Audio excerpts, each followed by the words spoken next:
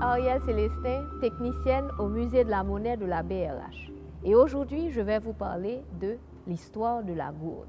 Alors, commençons par les définitions. Selon l'article 6 de la Constitution de 1987, la gourde, c'est l'unité monétaire nationale.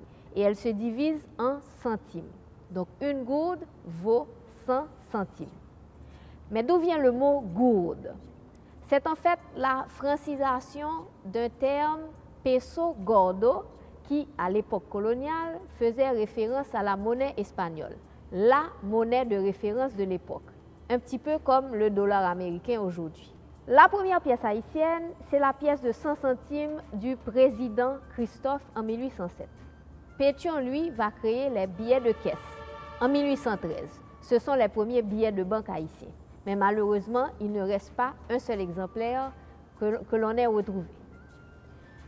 Il faut attendre Boyer et la loi du 16 avril 1827 pour avoir un billet d'une gourde en circulation dans le pays. Et en fait, les Haïtiens vont préférer les pièces de monnaie aux billets de banque, pour plusieurs raisons. D'abord parce qu'on n'en a pas besoin.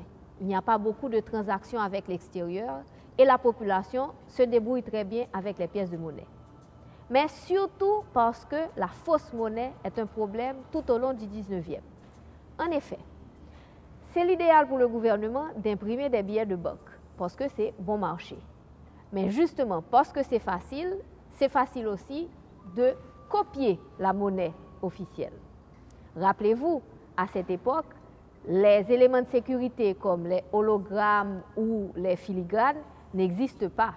Donc c'est très facile d'imiter la monnaie officielle. Ça ne va pas empêcher les gouvernements de sortir différentes dénominations.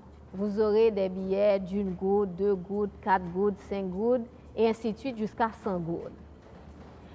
En fait, ces billets vont circuler très longtemps, sauf le billet de 20 gourdes, qui disparaît à la fin de l'occupation américaine pour ne revenir qu'en 2001 avec le billet à l'effigie de Toussaint Louverture.